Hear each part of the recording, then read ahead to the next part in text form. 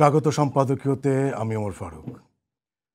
অতীতের ভুলের দিকে নয়, সামনে তাকাতে চায় যুক্তরাষ্ট্র, এমনটাই বললেন যুক্তরাষ্ট্রের সহকারী পররাষ্ট্রমন্ত্রী ডোনাল্ড লু।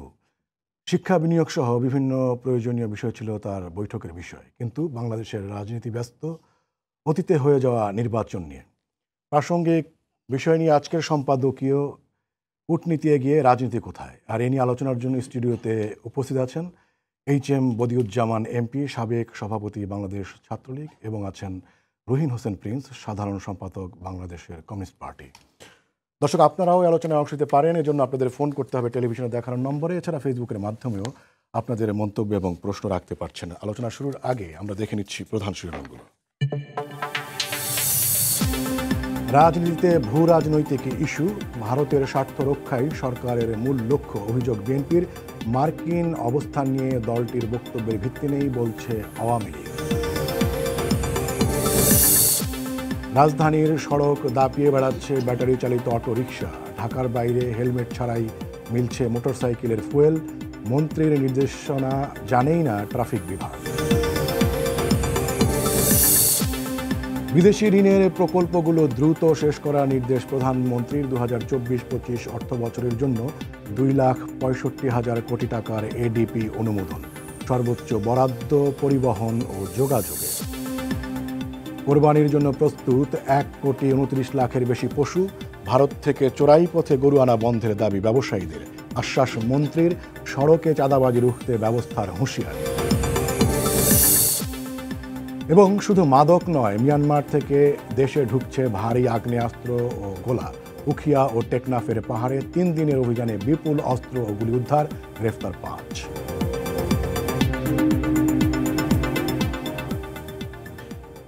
আপনাদের দুজনকে স্বাগত জানাচ্ছি আমাদের আজকের আলোচনায়। আমি প্রিন্স ভাই, আপনাকে দিয়ে শুরু করি। গত নির্বাচনের আগে অনেক টেনশন তৈরি হয়েছিল, এটা উল্লেখ করেছেন ডোনাল্ড লু, এবং তিনি বলছেন যে সামনের দিকে তাকাতে চান এবং নির্বাচনকে উনি পেছনের একটি বিষয় বলে মনে করছেন। কিন্তু বাংলাদেশের রাজনীতির এখনও প্রধান ইস্যু হচ্ছে নির্বাচন। আপনার কি মনে হয়, মানে ডোনাল্ড লুর মূল্যায়ন ভুল নাকি আমাদের রাজনীতিবিদদের অবস্থান ভুল? আচ্ছা, ধন্যবাদ আপনাকে। আমি প্রথমে এটা একটু বলে নেই যে আপনার শিরোনাম যেটা শুনলাম যে কূটনীতি এগিয়ে রাজনীতি কোথায়, এটাই তো, এটা আমার বিবেচনায় বেশ পছন্দই হলো আর কি। এবং আপনি যে প্রশ্ন করলেন তার সাথে প্রায় রেলিভেন্টই বটে। আসলে দেখেন, আমি ডোনাল্ডোর তো পুরো ভাষণটা তো আর দেখার সুযোগ বা শোনার সুযোগ হয়নি, হয়তো কালকে হতে পারে। প্রথমত এটা একটু মনে রাখা দরকার যে বিদেশ, বিশেষ করে মার্কিন, যাদেরকে আমরা সাম্রাজ্যবাদী দেশ বলি বা আধিপত্যবাদী দেশগুলো, তারা কিন্তু, এটা তো খুবই স্বাভাবিক, তারা একটা দেশের উপরে প্রধানত যে আধিপত্য বিস্তার করতে চায়, সে আধিপত্য বিস্তার হচ্ছে তার কিন্তু অর্থনৈতিক আধিপত্য। এটা মনে রাখতে হবে। অর্থনৈতিক আধিপত্য, সেই অর্থনৈতিক আধিপত্য সে অস্ত্র বেচা সহ এক এক দেশের এক এক পরিস্থিতি অনুযায়ী সেই কাজটা করতে চায়, কারণ তাদের স্বার্থ রক্ষা করতে চাইবে। আমাদেরকে আমাদের স্বার্থ রক্ষাই প্রধান ভূমিকা পালন করতে হবে। তো সেই বিবেচনা যদি রাখেন, তা ডোনাল্ডো তো ঠিকই আছে এক অর্থে, যে ইলেকশনের আগে সে তার যে কথা বলছে, এখন তো সে বাংলাদেশ তার মতো করে সে আরও কী করা যায়, আপনি এটা যে সবাই জানি, মেঘ বিক্রি থেকে শুরু করে সমুদ্রে তার কাজ কারবার করা, এবং এই অঞ্চল জুড়ে যে চীন এবং অন্যরা যে একটা বিকল্প আধিপত্য গড়ে তুলতে চাইছে, এবং তারা তো আজকে ডলারকে চ্যালেঞ্জ করছে, সুতরাং সেই জায়গায় তার আধিপত্য বিস্তারটাই প্রধান। ন্যাচারাল ক্ষমতাসীন যারা আছে তাদের সাথে যোগসাযোগ করে সে সেটাই প্রধানত চাইবে। তার জায়গায় আমি তো বলবো সেটাই তাদের স্বাভাবিক ছিল, এটা অস্বীকার করার কিছু নাই। কিন্তু আমাকে যদি বলেন, আমাদের দেশের শুধুমাত্র ক্ষমতাশ্রয়ী দলগুলো, তারা এই সমস্ত বিদেশি তারা তাদের স্বার্থ রক্ষা করতে চায়, এটা বিবেচনা না করে নিজেদের স্বার্থে তাদেরকে লাগানো যায় কিনা সেইটা দেখে। সেইটাই আমি দেখি আমাদের রাজনীতির অন্যতম একটা দুর্বলতা, পরিষ্কার বক্তব্য। হ্যাঁ, নিশ্চয়ই নির্বাচন তো একটি ইস্যু বটেই, নির্বাচন নিয়ে তো আর নতুন করে বলার দরকার নেই, প্রশ্ন তো আছেই।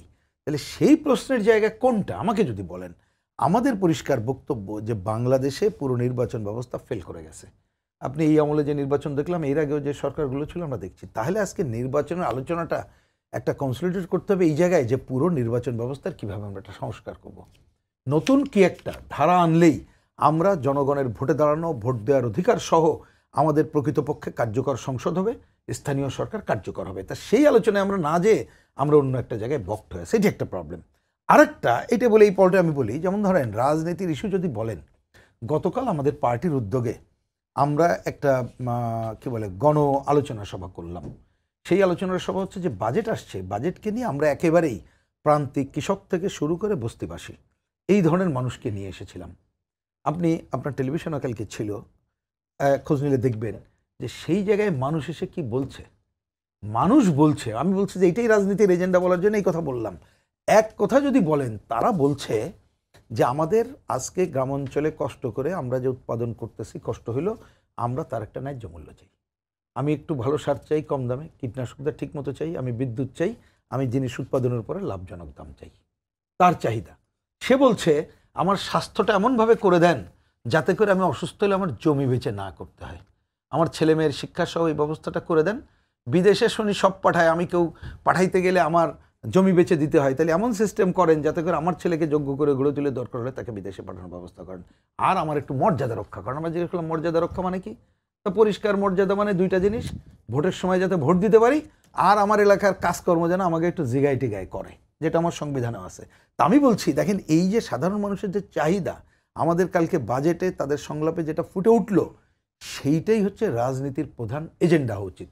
কিন্তু আমরা দেখছি আমাদের ক্ষমতাশ্রয়ী রাজনৈতিক দলও দেখবেন কথার পাল্টাপাল্টি, কে ভুল করছে, কে আজকে বিপদে আছে, মানে এইটা বলে আসল এজেন্ডাটাই থাকছে না। এই থাকছে না বলেই আপনি এই যে ডোনাল্ড লুর মতো যারা আসছে, তারা কিন্তু এসে, তারা যখন আসছে হইচই পত্র পত্রিকা টেলিভিশনে, এটাই যেন প্রধান হয়ে দাঁড়াচ্ছে। রাজনীতির অন্য ইস্যু আর প্রধান না হয়ে তাদের কথাবার্তা এটাই প্রধান হচ্ছে। এটা কেন হবে? এই জায়গা থেকে যতক্ষণ পর্যন্ত বেরিয়ে না আসতে পারবো, যতক্ষণ পর্যন্ত রাজনীতি যে জনগণের জন্য, তার কথাকে বিবেচনা করে কোন দল কী চায়, এই কথা আমরা অনেকবার বলছি। ধরেন একটা ঘটনা, আওয়ামী লীগ বলুক যে আমি এটা করলে এইভাবে করতেছি, এটা চাই। বিএনপি বলুক তারা কি বিকল্প চায়, কমিউনিস্ট পার্টি বলুক বিকল্প চায়, কি বিকল্প, তাহলে কিন্তু জনগণ বেছে নিতে পারবে যে কাকে সে ভোট দিয়ে ক্ষমতায় বসালে তার স্বার্থ রক্ষা করবে। একবার যদি স্বার্থ রক্ষা না করে ঠিকমতো ভোট থাকলে তাকে আর ভোট দেবে না। তার মানে রাজনীতির এজেন্ডা ওই জায়গায় নিয়ে আসতে হবে। আর এই যদি আজকে এই যে বিদেশের সাথে সম্পর্ক কি, ভূ রাজনীতি অমুক, তা পরিষ্কার করে বলুক আওয়ামী লীগ, তারা ভূ রাজনীতি তাদের ভূমিকা কি। বিএনপি বলুক এই যে ভূ রাজনীতি যেখানে যাচ্ছে সেইখানে তারা কি কি ভূমিকা নিতে চায়, আমেরিকান সাম্রাজ্যবাদ তার ব্যাপারে দৃষ্টিভঙ্গিটা কি, চীনের ব্যাপারে কি, ভারতের ব্যাপারে কি, পরিষ্কার করে বলুক। আওয়ামী লীগ বলুক, আমরাও বলি, জনগণ বাছাই করুক। তার মানে মূল কথাটা আমি যেটা বলতে চাচ্ছি যে সেটা হচ্ছে, আপনি ঠিকই বলেছেন, কূটনীতির নামে, অ্যাকচুয়ালি তো কূটনীতি তো না, নিজের স্বার্থে বিদেশিকে ব্যবহার করাটা এগিয়ে আছে, মনে করছে তারাই ক্ষমতায় বসায় দেবে বা তাদের আনুকূল্য নিয়ে আমি ক্ষমতায় থাকবো। এর থেকে বেরিয়ে এসে যতক্ষণ না পর্যন্ত আমরা জনগণের স্বার্থ বিবেচনা করব এবং জনগণের ভোটের উপরে নির্বাচন করে ক্ষমতার চিন্তা না করব, ততদিন কিন্তু রাজনীতি হারিয়ে যাবে এবং মুক্তিযুদ্ধের মধ্য দিয়ে অর্জিত বাংলাদেশ যে পথে যাওয়ার কথা ছিল সেই পথে সে কিন্তু চলতে পারবে না। মানে তাতে কি দাঁড়াচ্ছে যে মানে নির্বাচন নিয়ে যে মার্কিন যুক্তরাষ্ট্র যে তার অবস্থান দৃশ্যত বদল করলো, তাতে আসলে সরকারের কূটনৈতিক কোনো সাফল্য নাই?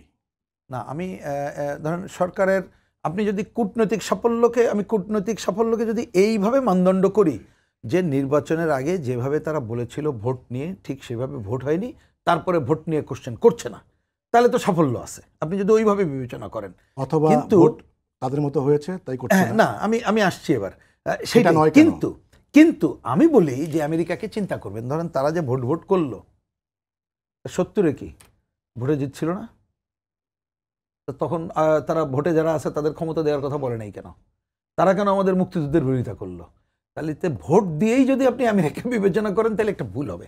আমি বলতে চাচ্ছি যে তারা তাদের উপরই কথায় গণতন্ত্র, মানবাধিকার এই কথাগুলো রাখে, অতীত এবং এখন বলে, এইটাকে ব্যবহার করে তার নিজস্ব স্বার্থের উপরে বিবেচনা করে। আপনি এখনো পৃথিবীর দেশগুলোর দিকে তাকায় দেখবেন, কিউবা ছোট দেশ, ওখানে তো ভোট হয়, ওখানে তো কোনো সমস্যা নাই। কিন্তু নির্বাচনের আগে একটা চাপ ছিল, সেটা তো মানে আপনি না সেটা অস্বীকার করছি না, এবং সেই চাপটা সরকার সামাল দিয়েছে। আচ্ছা সেটা অন্য প্রশ্ন।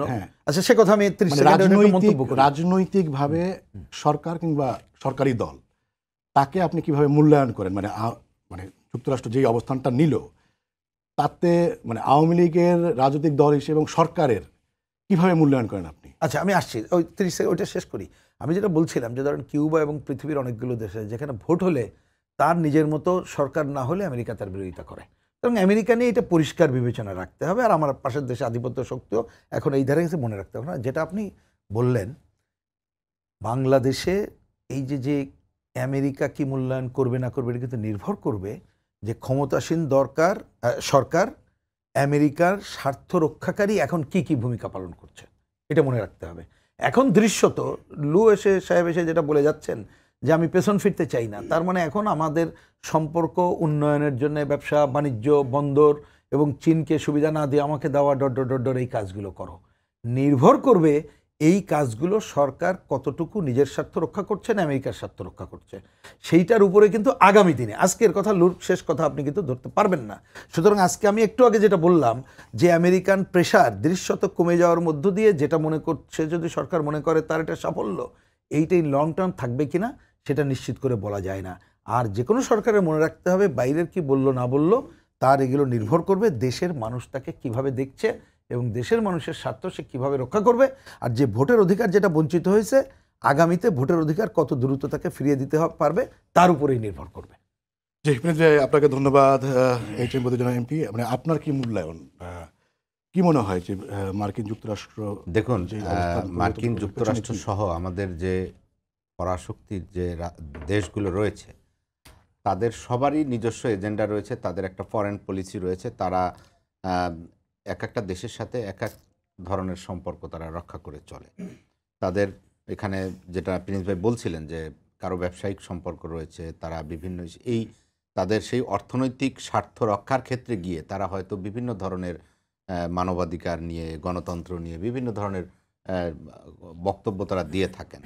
দেখুন বাংলাদেশ একটা স্বাধীন সার্বভৌম রাষ্ট্র। বাংলাদেশ, আমাদের এখানে একটি নির্বাচন কমিশন রয়েছে এবং এখানে আমরা নির্বাচনের আগেও যে ধরনের কথা বলেছি এখন আমরা সেটা বলছি যে বাংলাদেশের নির্বাচন নিয়ে ডোনাল্ড লু কি বলল তার চেয়েও আমাদের কাছে ইম্পর্টেন্ট ইস্যু হচ্ছে যে বাংলাদেশের নির্বাচন কমিশন যেটা বলছে সেটাই হচ্ছে আমাদের কাছে মূল বিষয়।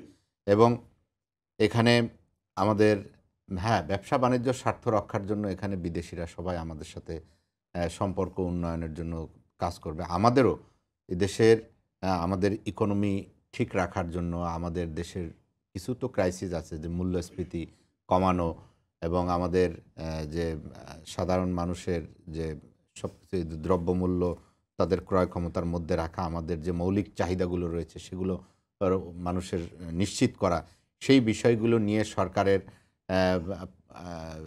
আমাদের পার্শ্ববর্তী দেশ ভারত সহ আমেরিকা, চায়না, রাশিয়া সকল দেশের সাথে আমাদের একটা বন্ধুত্বপূর্ণ সম্পর্ক। আমাদের তো একটা নিজস্ব ফরেন পলিসি আছে, সেখানে যে কারো সাথে আমাদের বৈরিতা নয়, সকলের সাথেই বন্ধুত্ব রেখে আমাদেরকে চলতে হচ্ছে। এবং আমাদের এই যে বিশেষ করে ডোনাল্ড লু যেটা বলছেন যে তাদের সাথে অতীতকে ভুলে একসাথে চলা, বা অবশ্যই আমাদের স্বার্থ সংশ্লিষ্ট বিষয় নিয়ে যেভাবে আমাদের জনগণের স্বার্থ রক্ষা করা যায়, আমাদের এখন যে একটা যে ডলারের যে মূল্য ঊর্ধ্বগতি, সেই জায়গাগুলো কমানোর জন্য আমাদের যা যা করণীয় আমরা দেশের স্বার্থে আমরা সেগুলো করার জন্য প্রস্তুত রয়েছি এবং আমি মনে করি আমাদের সরকার সেই ব্যাপারে কাজ করবেন। এবং নির্বাচন নিয়ে প্রিন্স ভাই মানে যে আশঙ্কাটা করছেন সেটা হচ্ছে মানে ইমিডিয়েটলি না হলে একটু দীর্ঘমেয়াদে যে বাংলাদেশের মানে এই যে পারস্পরিক দেয়া নেওয়ার ক্ষেত্রে না, দেখুন এটা তো নতুন কিছু না, দেশের স্বার্থ কতটা রক্ষিত হবে অবশ্যই সেটা নিয়ে উনি দেখুন দেশের স্বার্থ রক্ষা করার জন্য আমরা কিন্তু দেখেন যে নির্বাচনের আগে অনেক বিভ্রান্তি, অনেক প্রোপাগান্ডা ছড়ানো হয়েছে, বিশেষ করে বিএনপির পক্ষ থেকে, যে এই আজকে স্যাংশন দেওয়া হচ্ছে, কালকে এই অর্থনৈতিক নিষেধাজ্ঞা দেওয়া হচ্ছে, পরশুদিন এই হচ্ছে, যে কিভাবে সোশ্যাল মিডিয়াতে তারা বিভ্রান্তি ছড়িয়ে মানে একটা স্থবির পরিবেশ তৈরি করেছিল এবং বাংলাদেশেও বিভিন্ন শ্রেণী পেশার মানুষের মধ্যে একটা আতঙ্ক বিরাজ করতেছিল তাদের এই মিথ্যাচারের কারণে। তাদের সেই মিথ্যাচারগুলো প্রমাণিত হয়েছে, সেইগুলো ভুয়া প্রমাণিত হয়েছে। আজকে মানুষের কিন্তু সরকারের প্রতি আস্থা আছে যে না, সরকার কনফিডেন্টের সাথে কাজ করছে, সরকার সঠিক পথে রয়েছে। এবং আমরা এই বিদেশিদের এই সব ধরনের তাদের যে প্রেসক্রিপশান সেগুলোকে আমরা মানে ওইভাবে আমরা দেশের আইন কানুন অনুযায়ী আমাদেরকে চলতে হবে, তাদের প্রেসক্রিপশন অনুযায়ী তো দেশ চলবে না। এবং আজকে যারা দেশের রাজনীতিকে, জনগণের উপর আস্থা বিশ্বাস হারিয়ে যারা এই বিদেশ নির্ভর রাজনীতি করে এবং যারা এই ধরনের প্রোপাগান্ডা ছড়ায়, আজকে জনগণ কিন্তু তাদের সাথে নাই। এবং আজকে প্রিন্স ভাইরা যে কথা বলছেন, প্রোপাগান্ডা কোনটাকে বলছেন? হ্যাঁ, প্রোপাগান্ডা নির্বাচনের আগে তারা যেটা বলেছেন যে আজকে আমেরিকা স্যাংশন দিবে, আমেরিকা তো ঘোষণাই দিয়েছে যে নির্বাচনে যারা হচ্ছে না, তারা বলছে যে এখানে পার্টিসিপেটরি ইলেকশন, তারা পার্টিসিপেটরি ইলেকশন এবং তারা ইলেকশন তো মনিটরিং করেছে। আমাদের এখানে তো হ্যাঁ একটা দল নির্বাচনে অংশগ্রহণ করে নাই, কিন্তু এখানে ইন্ডিপেন্ডেন্ট প্রার্থীরা অংশগ্রহণ করেছে এবং ভোট তো এখানে একটা পার্টিসিপেটরি ইলেকশন তো হয়েছে। সেই কারণে আমরা মনে করি যে আমেরিকা হয়তো মনে করছে যে এই মুহূর্তে তাদের ওই বিষয়ে আর কোনো বক্তব্য নেই। কিন্তু এখন আমাদের এই পরাশক্তিগুলোর সাথে এই প্রসঙ্গে আমি একটু প্রিন্স ভাইয়ের কাছে ঘুরে তারপরে আবার আসছি। মানে প্রিন্স ভাই কি মনে হয় যে মানে ইলেকশনের আগে কিছু ক্রাইটেরিয়া দিয়ে বলা হয়েছিল যে এইটা হইলে এদের বিরুদ্ধে নিষেধাজ্ঞা দেওয়া হবে, এখন তো মানে ওই বিষয় থেকেই ওইটা পুরো বিষয়টাকেই পেছনে বিষয় মনে করা হচ্ছে। এইটাকে গত নির্বাচনকে এক ধরনের সার্টিফাইও করা কিনা যে নানা মানে অংশগ্রহণ, ভোটের হার এগুলি নিয়ে হয়তো কম বেশিরই থাকবে, কিন্তু একটা নির্বাচন ভালো নির্বাচন হয়েছে সেটা কি এক ধরনের সার্টিফাই করে? না, সেটা কিন্তু করে না। আমি আমাদের কথা বলছি না, আপনি যার কথা দিয়ে শুনতে চাইছেন আপনি তাদেরও সর্বশেষ স্টেটমেন্ট কি বলছে যে না, নির্বাচনে আমাদের আগের যে বক্তব্য সেটাই ঠিক আছে, কারণ তারা সেটা করছে না। কিন্তু আমি বলছি যে চোখটা একটু অন্যভাবে দেখলে দেখা যাবে। আগের বক্তব্য হচ্ছে যে অংশগ্রহণমূলক নির্বাচন হইতে হবে, হ্যাঁ, এবং হচ্ছে গ্রহণযোগ্য নির্বাচন হইতে হবে, এবং স্যাংশনের বিষয়গুলো কিন্তু আলাদা ছিল। ঠিক, তার মানে কি স্যাংশনের ঘটনাগুলো ঘটে নাই এখানে? না, আমি পয়েন্টটাকে আমি অন্যভাবে বলছি। আপনি আগে যে দুইটা পয়েন্ট বললেন, সেই দুইটা পয়েন্ট থেকে তারা তো তাদের জিনিসটাকে তো পিছপা হয়নি, এখন এটাকে অব্যাহত রাখছে। কিন্তু এইসব দেশগুলোতে বুঝতে হবে যে তারা পরে যেটা হয়তো অনেকে মনে করেছিল, যেটা এখানে আলোচনা আসলো, যে এখানে এই যে ভোট যেভাবে হচ্ছে এরকমের হলে পরের দিন কথার কথা এর ওর নাম দিয়ে স্যাংশন হবে, অমুক হবে তমুক হবে, এই জায়গাগুলো এইটা করেনি বলে আমাদের কাছে অনেক কিছু মনে হচ্ছে। আমি যেটা বলতে চাইছি যে এইটা করবে, এটা প্রথম ভাবলেন কিভাবে? কারণ এইসব দেশগুলো আপনাদের কাছ থেকে কি চায়, মানে স্যাংশন দিবে, হ্যাঁ স্যাংশন, যে নাম ধরে বা কালকে বলবে এমন এমবার্গো আরোপ করলাম, এগুলো করলাম। আমাদের মতো দেশে সেই পরিস্থিতিটা নাই, যেটা ধরেন কিউবা অন্য জায়গায় সে করতে পারে, এইখানে নাই। তার কারণটা কি? তার অন্যতম কারণ বাংলাদেশ আমাদের যে আর্থিকভাবে একটা শক্তিশালী দেশীয় অবস্থানে আমরা আছি, আমাদের ভূরাজনৈতিক অবস্থানে যেখানে আছি, এবং বিশেষ করে এই ভূরাজনৈতিক অবস্থানে আমি বলছি নিজের একটা শক্তি, এই শক্তি কিন্তু আমার এই যে মাটির নিচের সম্পদ থেকে শুরু করে উপরি সম্পদের জায়গা। আর ভূরাজনীতিকের একটা বড় বিষয় হচ্ছে যে এই এশিয়া প্রশান্ত মহাসাগর অঞ্চল জুড়ে যদি আমেরিকা কোনো কারণে মনে করে যে বাংলাদেশ তার পক্ষে একেবারে থাকলো না, সে চীন ভারত এইটা মিলাই যে অল্টারনেট সাম্রাজ্যবাদ বিরোধী যে জোটটা গড়ে উঠছে, ব্রিক্সের যেটা হচ্ছে, সেইখানে চলে গেলে তার জন্য এটা ভবিষ্যতে আরও সংকট এসে পড়বে। কারণ আমেরিকা কিন্তু নিজেই আর্থিক সংকট 2008-এর পরে এখনও ঘুরে দাঁড়াইতে পারছে এমন না। এই দেখে না, যুদ্ধ খেলা করে দেখায়, অস্ত্র বিক্রিটাই তো একটা প্রধান ব্যাপার, অনুমোদনা রাখে, এইগুলো রাখতে হবে। সুতরাং এইসব কারণে বাংলাদেশের উপরে আধিপত্য বিস্তার তাকে করতে হবে। সুতরাং এই আধিপত্য বিস্তার করতে যেয়ে সরকারের দলের প্রতি তার সে প্রভাব নানাভাবে রাখতে চাইবে। আর যেহেতু বাইডেন কথার সময় সারা বিশ্বে আধিপত্য বিস্তার কেন বলছেন, মানে দৃশ্যতেই দেখা যাচ্ছে বাংলাদেশ মানে যারা জিওপলিটিক্সের প্লেয়ার মোটামুটি সবাইকেই একটা সামলেই চলছে, ভারত বলেন, চায়না বলেন, রাশিয়া বলেন, তো সেখানে কি বাংলাদেশ কি মার্কিন যুক্তরাষ্ট্রকে এখানে আধিপত্য বিস্তার করতে দিচ্ছে না? আমি কিন্তু বলেছি দিচ্ছে কি দিচ্ছে না, আপনি তো এক কথা এখনো বলে দিতে পারেন না। জি, এক অর্থে যদি বলেন, আমি জাস্ট একটু মানে হাইপোথেটিক্যাল কথাটা বলি। ধরুন অনেকদিন ধরে আমাদের সমুদ্রে গ্যাস ব্লকগুলো ঠিকমতো 12 সালের পরে কিন্তু আজকে এটা অনেক দূর অগ্রগতির কথা ছিল, এবং আমরা বলেছিলাম যে আমাদের দেশীয় প্রতিষ্ঠানকে সাথে রেখে একেবারে উন্মুক্ত দরপত্রের মধ্য দিয়ে আমরা কন্ট্রাক্টর ভাড়া করবো 100% মালিকানা। এটা কিন্তু হয়নি।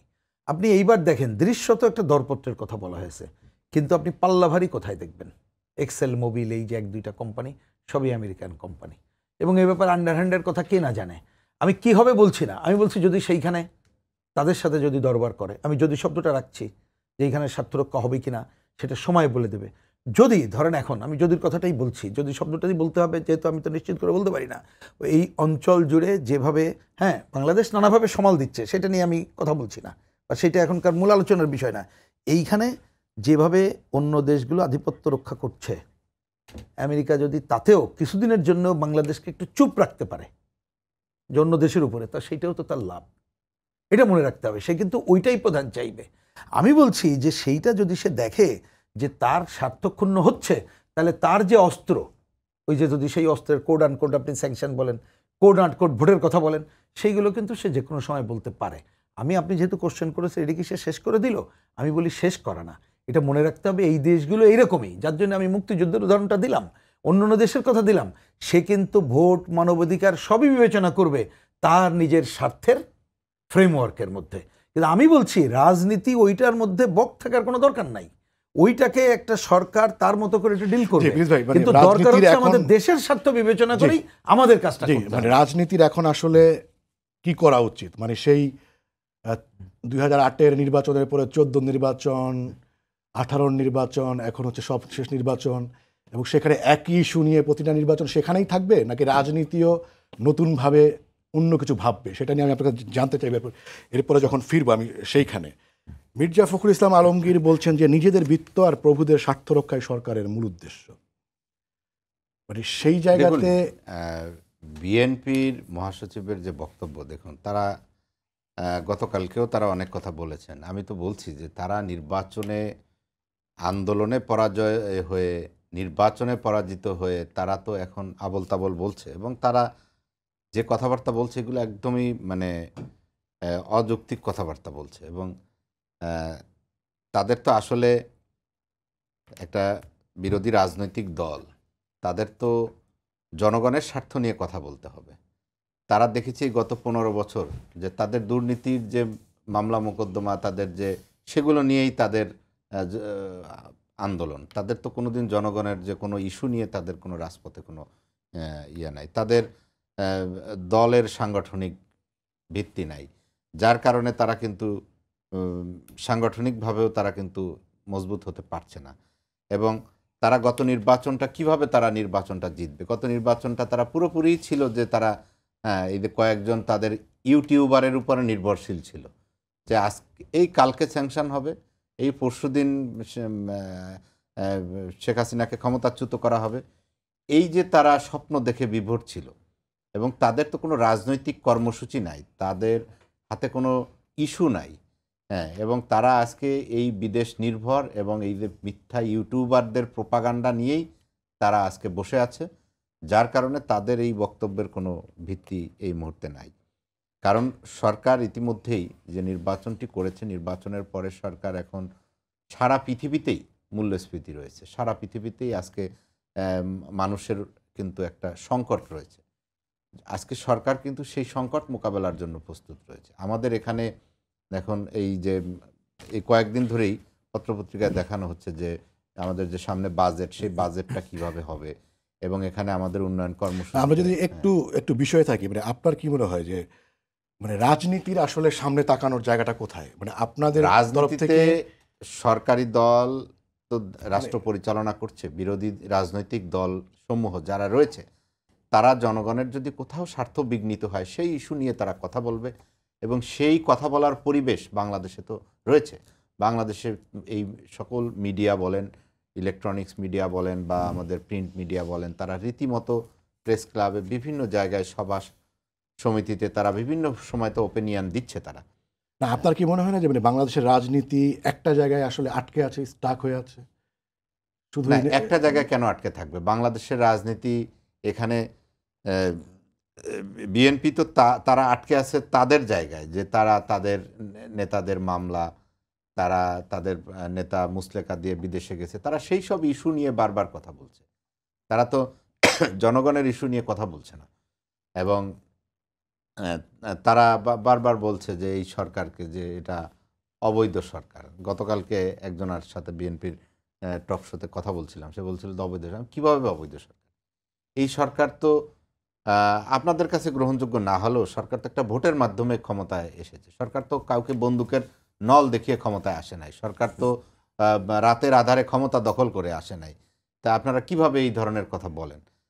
এই কারণে রাজনীতিতে এক জায়গায় আটকে থাকার তো কোনো প্রশ্নই আসে না। আজকে একই মানে নির্বাচন নিয়ে না, এখানে এটা হচ্ছে যারা নির্বাচন বর্জন করেছে তারাই এটা বলছে।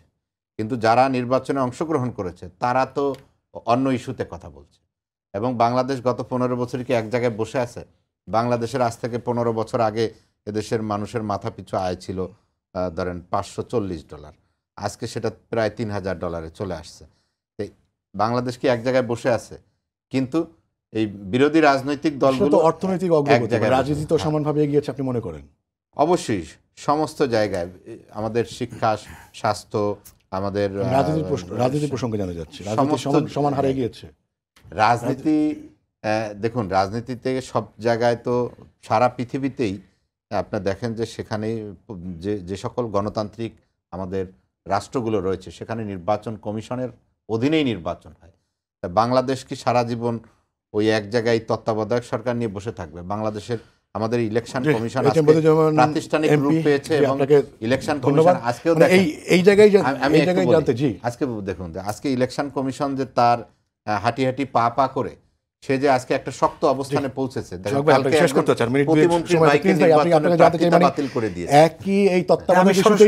আপনি যেহেতু বলেছেন আমি এই পয়েন্টে আপনার সাথে একমত। আমার দৃষ্টিভঙ্গিটা খালি বলি, আসলে রাজনীতি একটা বৃত্তে আটকে গেছে। আমাকে সেই বৃত্তে যদি ছোট করে বলতে পারেন, দ্বিদলীয় ধারা রাজনীতি এবং কে কার থেকে বড়, ওইটা আসল ইস্যুটা থাকে না। সেই ইস্যুকে যদি আমার ডিল করতে হয়, আমরা ঠিক যে মুহূর্তে কথা বলছি আমরা মনে করি একটা হচ্ছে নির্বাচন পুরোটা ফেল করে গেছে। আমাদের জাতীয় সংসদ নির্বাচনে কিভাবে সংখ্যানুপাতিক পদ্ধতি এনে বলেছি একটা কার্যকর পার্লামেন্ট, স্থানীয় সরকার করা যায়, এই জন্য পুরো নির্বাচন ব্যবস্থা সংস্কার করা দরকার। দ্বিতীয়ত কথা, আমাদের দেশে পাচারের টাকা, দুর্নীতির টাকা, ঘুষ, দুর্নীতি, লুটপাট যেখানে গেছে এইটা রাষ্ট্রটা টেনে ধরা, এই টাকা উদ্ধারের জায়গা দরকার। মানে রাজনীতি এক পয়েন্টে না, এই পয়েন্টে আনা দরকার। আমাদের দেশের আজকে এত বছরের বাংলাদেশ, আয় অনেক বেড়েছে, সেই সক্ষমতা আমাদের আছে। চিকিৎসা, স্বাস্থ্য, মানে অন্ন, বস্ত্র, শিক্ষা, বাসস্থান, এইটাকে সাংবিধানিক অধিকারের স্বীকৃতি দেওয়া। তার মানে একজন না খেয়ে থাকলে কোর্টে গেলে সরকার তাকে কাজ দিতে বাধ্য হবে, সেই সক্ষমতা কিন্তু আছে। রাজনীতিকে নিয়ে আসা দরকার। ফসল কষ্ট করে যারা ফসাচ্ছে তার লাভজনক দাম পাবে, জাতীয় ন্যূনতম মজুরি নিশ্চিত করা যাবে এবং বেতন বৈষম্য কমানিয়ে আসবে। রাজনীতিকে এই জায়গায় নিতে হবে, দ্রব্যমূল্য নিয়ন্ত্রণ করবে, সারা দেশে রেশনিং কী বলে তার ন্যায্য মজুরির দোকান চালু সহ সিন্ডিকেট ভাঙার কাজ করবে। রাজনীতি জায়গায় নিয়ে আসতে হবে। বাংলাদেশের উপরে কোনো সাম্রাজ্যবাদী আধিপত্য শক্তির আমরা কথা শুনবো না, আমরা আমাদের সমাধানটা করব। রাজনীতিকে ওই এক দফার মধ্যে সীমাবদ্ধ না রেখে যদি এই সামগ্রিক ধারার মধ্যে সীমাবদ্ধ রাখতে পারি তাহলে মুক্তি পাবো। কেন? শেষ কথা এটাই, আমরা মনে করি বাংলাদেশের 4 সংকট থেকে মুক্তি ছাড়া বাংলাদেশের অগ্রগতি, মানে আর্থিক অগ্রগতি হবে সবটা করতে পারে। তার একটা শক্তি হচ্ছে গণতন্ত্রহীনতা, একটা হচ্ছে লুটপাটতন্ত্র, একটা হচ্ছে সাম্প্রদায়িকতা, আর একটা সাম্রাজ্যবাদ। এই 4 যে সংকট, তার বিরুদ্ধে আমরা যদি জনগণকে ঐক্যবদ্ধ করে লড়াই করতে পারি তাহলেই সংকট দূর হবে এবং রাজনীতির এজেন্ডাতে এটা নিয়ে আসতে হবে। প্রিন্স, আপনাকে ধন্যবাদ এইচ.এম. বদিউজ্জামান এমপি, আপনাকেও দর্শক আপনাদেরও ধন্যবাদ জানাচ্ছি। শেষ করছি আজকের সম্পাদকীয়। আগামীকাল আবারও দেখা হবে রাত 10টায়, দেখার আমন্ত্রণ রইল। শুভরাত্রি।